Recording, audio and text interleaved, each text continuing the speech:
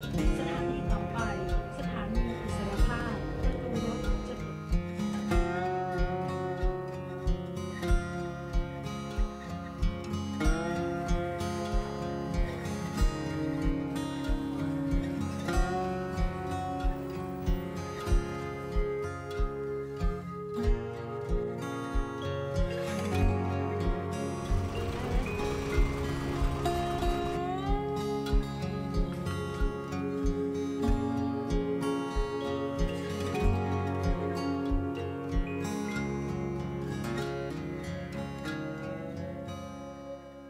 Nouvelle journée à Bangkok. Aujourd'hui on va aller se balader dans le quartier de Talat Noi. Je sais pas encore comment on y va, soit on prend le métro et le bateau, soit on prend deux lignes de métro, on va voir. C'est un quartier où il y a pas mal de street art et dans le coin aussi j'ai vu qu'il y avait des galeries d'art.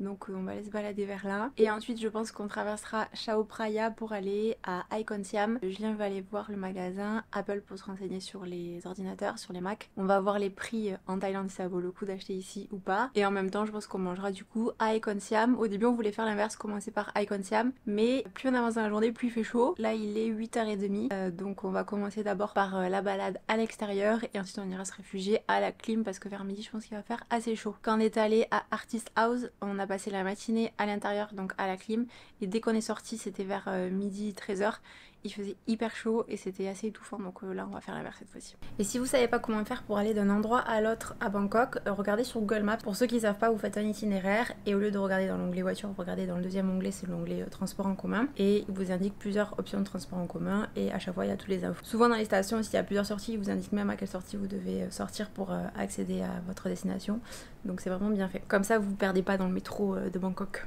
Bon, on est à Sathorn Pier et on attend le bateau pour rejoindre Marine Department pour aller à Talat Noi. On a pris un ticket, c'est 30 bahts par personne. Et voilà, il y a toujours plusieurs bateaux, il y a des bateaux touristiques, des bateaux, on va dire, locaux. Bon, ça y est, on est arrivé à Talat Noi et regardez cette rue. D'un côté, on a du street art, les œuvres, et de l'autre, on a de la photographie. C'est très chouette. De toute façon à Bangkok on peut bien s'amuser en photo.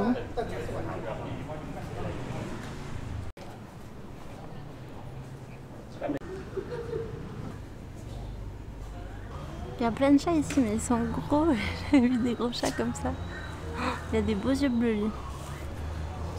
Oh, je sais pas si je peux le caresser ou pas. Ils sont costauds. Talat Noi, c'est un petit coin de Bangkok qu'on découvre en flânant, sans vraiment savoir où on va.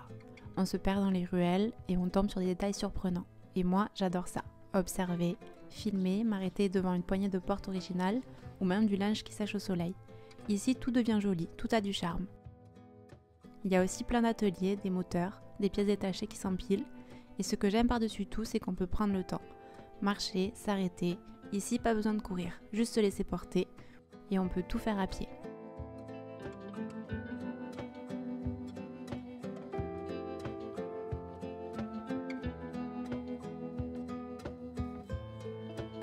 On est à River City maintenant. C'est un mall et il y a des galeries d'art aussi. On est en train de visiter une expo de Mama Blues. Une expo qui s'appelle Cosmic Dust. Pour ceux qui parlent anglais, je vous laisse lire l'ensemble pour y mettre pause.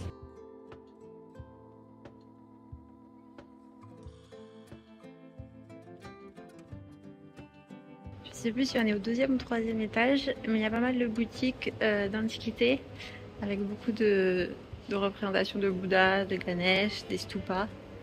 Bon, j'ai pas le droit de filmer dans les boutiques, donc je filme à l'extérieur. Ah bah là on se dirige vers d'autres styles de galeries d'art.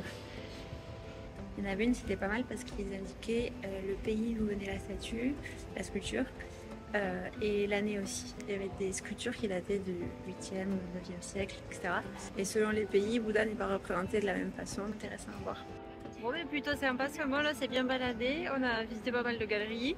C'est entre galeries et boutiques, certains. Et maintenant on va essayer de trouver un bateau pour aller à Icon Siam. Bon, cette fois-ci c'était 5 bahts par personne. À Siphraya Pier, on a pris le bateau. Et River City c'est derrière. On n'est pas sur le même bateau que tout à l'heure par contre. Il n'y a pas de clim.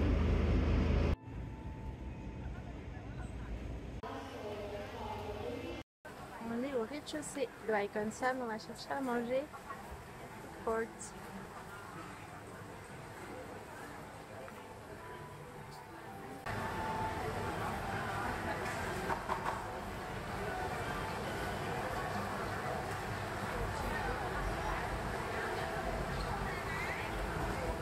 Bon, on a pris tous les deux pareil, on a pris une soupe au wonton et au porc et il y a des nouilles noix, jamais vu ça. On pouvait prendre avec soupe ou sans soupe et dessous il y a des egg noodles. Ah il y a des noix de coco là, mango sticky rice. Ça c'est trop bon ces noix de coco là, c'est pelé. De l'extérieur on ne dirait pas qu'il est aussi grand avec comme ça, mais il est grand en fait. Là il y a un HM de 3 étages. Je vous ai pas filmé la boutique Apple, la voici. On vient d'aller faire un tour. Il y avait la queue tout à l'heure pour rentrer. Maintenant on va aller voir la vue au dernier étage, au 7e. La fameuse cascade d'Icon Siam. Bon, vous voulez aller voir la terrasse, mais c'est fermé des deux côtés. Ce côté c'est fermé, là-bas c'est fermé. Donc on ne peut pas y aller. Si jamais vous êtes en manque de pâtisserie française, cette enseigne bonjour. C'est bon et c'est pas cher. Bon, évidemment, c'est pas exactement le même goût qu'en France, mais par exemple les petits Suisses là, choco pépites, c'est 22 bahts, c'est bon. Et les mini pains au raisin, on a pris ça. Petite pause de boisson avant de prendre le métro. On s'est arrêté dans un café qui s'appelle Café 14. J'ai pris un limon, citron, miel et Julien, t'as pris quoi? Caramel macchiato glacé. Très jolie boisson. Et regardez ce qu'il y a derrière. Tous les cafés. J'aime beaucoup cette affiche. Il y a même le café connu dans la Espagne. Comme ça fait plusieurs fois qu'on revient à Bangkok, j'espère que vous ne vous lassez pas des vidéos sur la Thaïlande parce que je commence à en avoir pas mal sur ma chaîne. Et ça continue parce qu'on revient souvent. Et moi ça me fait plaisir de vous partager ce que je vis ici, de vous partager des bonnes adresses, les quartiers, etc. Donc je me demandais si vous en aviez pas marre de voir la Thaïlande et si des vlogs sur Bangkok ça vous intéresse toujours. Je pense qu'on a encore pas mal d'endroits à explorer et il y a des endroits aussi je pense qu'on revisitera où on aime bien revenir. Donc bon, j'ai encore des choses à vous partager, donc dites-moi en commentaire.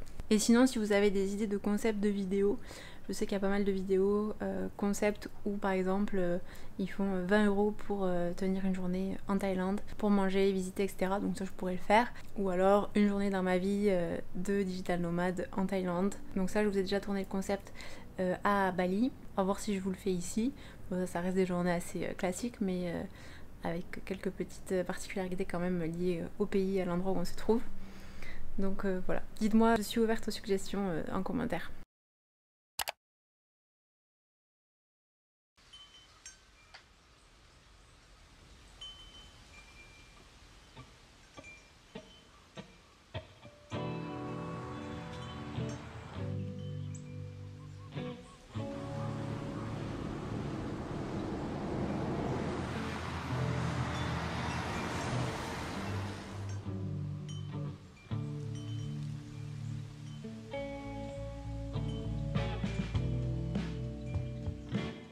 Nouvelle journée à Bangkok. Aujourd'hui on va se balader dans le quartier chinois. On va prendre le métro jusqu'à la station de Wat Mang Kon et on va marcher en direction de la station de métro, station de MRT Samyot. Voilà, pour vous donner une idée un petit peu sur la carte. L'idée c'est de se balader dans le quartier autour de Yaowarat. C'est la rue principale du quartier chinois. On est déjà allé plusieurs fois dans ce quartier chinois, mais on aime bien y retourner parce qu'on aime bien se balader, on aime bien ce quartier qui est hyper animé. Pour faire des photos aussi c'est très sympa. Des petites scènes de vie dans la rue, il y a plein de petits stands de nourriture, il y a plein de petits marchés, il y a plein d'odeurs aussi, ça c'est quand même assez particulier, les odeurs de poissons séchés. C'est un quartier qui est très vivant et où il est facile de se balader à pied. Donc si vous connaissez pas encore le quartier chinois, un, je vous conseille d'y aller si vous venez à Bangkok, et deux, je vous amène avec nous pour vous donner un premier aperçu. Petite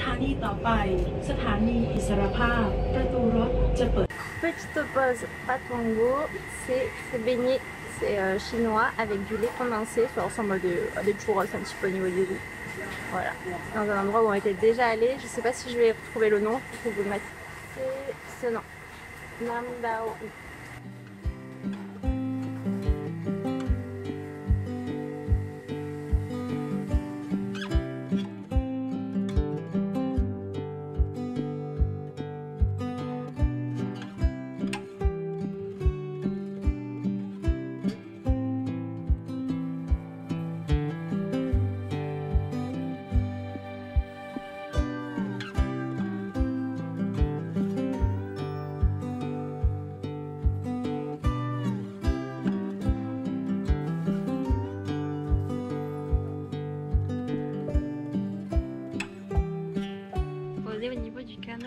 ONG et on vient de sortir du marché. Il pleuvait pendant qu'on était à l'abri et là juste quand on sort il ne pleut plus donc on a de la chance. Regardez le street art magnifique. Et nous en fait on vient de ce côté mais il y a des petites ruelles de marché couvert un peu partout. Là ça continue et on va aller par là parce que je crois que c'est le quartier indien. Enfin, il y a des boutiques indiennes, des restos indiens donc on va aller voir par là. Là il y a le canal. Et on va essayer d'aller en face à India Emporium. Bon là ça y est on est de retour en Inde, regardez les belles boutiques. C'est joli. Je cherchais du savon Chandrika, c'est un savon ayurvédique. Et j'en trouve pas. Regardez ce qu'il y a ici, je suis obligée de craquer, il y a des alavias. Il y a plein de sweet Asia. Je sais pas du tout le prix, on va demander. Bon, si jamais ça vous intéresse, ça s'appelle Punjab Sweets. Et du coup c'était 25 bahts pour 100 grammes. Bon il n'y en a pas beaucoup mais ça suffit. Ça c'est hyper sucré. Et ensuite on a pris un petit chai masala et ça c'était 20 bahts normalement. Je vais vous montrer un peu l'ambiance du quartier. Donc là c'est le quartier indien qui est au niveau du quartier chinois. Donc c'est un petit quartier indien.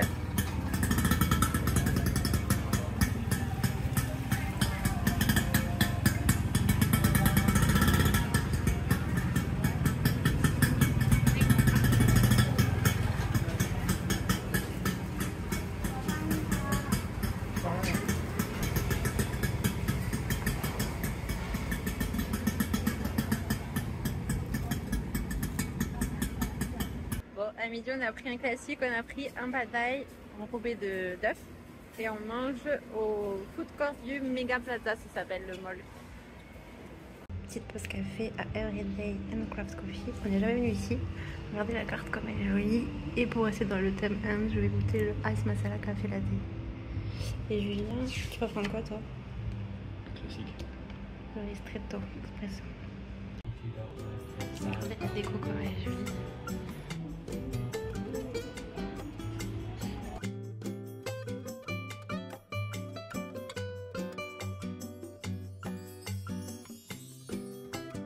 Bon, nous on était au café dans cette rue.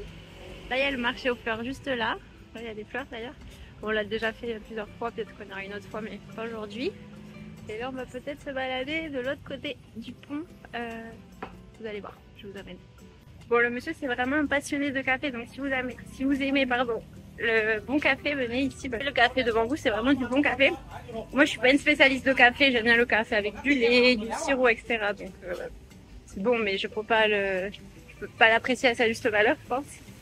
Et le café mélangé au masala c'est très spécial quand même parce qu'on sent vachement le goût du rock. Donc je préfère le chai masala classique que le café au masala. Par contre Julie a beaucoup aimé son café. Bon finalement on est allé au niveau de Rajini Pier, c'est à côté de la station de métro Sanam Chai. Le Watarun juste en face. Il est moins blanc qu'avant je trouve.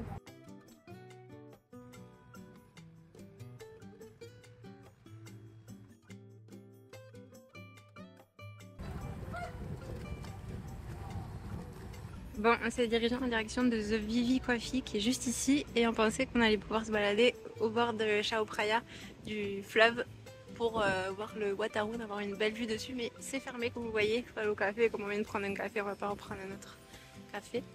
Mais bon, on a déjà une vue sympa ici, mais c'est dommage. On peut pas s'approcher plus.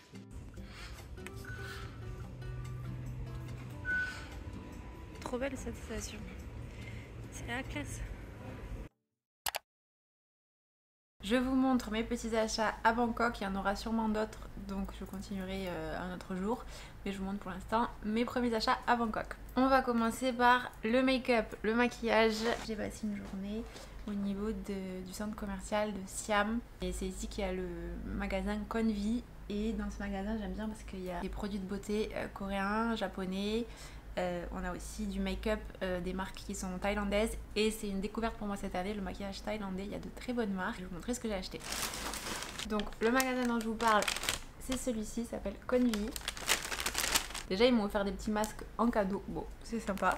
un petit cadeau. Donc j'ai déjà ouvert les produits. J'ai acheté du blush de la marque Srishan sur les réseaux. Cette marque elle est connue pour la poudre libre qu'il faudra que je teste d'ailleurs, mais ça pèse un peu donc j'ai hésité à la prendre. Donc j'ai pris un blush, enfin il y a 2 blushs, ils sont très beaux et très pigmentés, je les ai mis aujourd'hui. Je veux dire, je sais pas si ça se voit, mais si ça se voit forcément parce qu'ils sont hyper pigmentés, je pense que j'en ai un peu trop mis. Cette couleur qui est irisée et cette couleur qui est mate, de très jolies couleurs et c'est vraiment pas cher. Les marques d'ici, je vais vous dire les prix en même temps. Donc pour ces 2 blushs, j'en ai eu pour 90 bahts, un peu plus de 2 euros.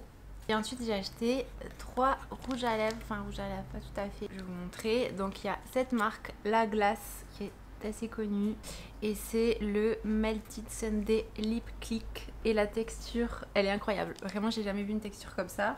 En fait c'est vraiment fondant mais au possible. Quand on clique en dessous il y a le rouge à lèvres qui monte et en fait il faut pas le faire trop monter parce que vraiment quand on le met ça s'écrase sur nos lèvres, mais une texture hyper fondante, vraiment comme du beurre, c'est hyper agréable. Et donc il y avait plusieurs couleurs, j'ai pris celle-ci, la référence. Donc il y a celui-ci au coup de cœur, c'était 200 bahts, 200 bahts ça fait environ 5 euros. Ensuite donc For To You c'est pareil, c'est 200 bahts et ça s'appelle Better Half Duo Lip. Donc il y a un côté rouge à lèvres mat qui tient vraiment et un autre côté que vous n'êtes pas obligé de mettre, mais c'est du gloss à mettre par dessus. Celui-ci je l'ai mis hier le matin. Le soir j'en avais encore, alors pas parfaitement mais j'en avais encore. Il tient super bien. Teinte 06, un rose, un vieux rose. Si jamais le maquillage ne vous intéresse pas, je passe aux vêtements juste après. J'ai bientôt fini. Ensuite donc il y a la marque Super Shade, un rouge à lèvres qui réagit au pH. J'adore le packaging, il est très joli. Et le rouge à lèvres donc est noir.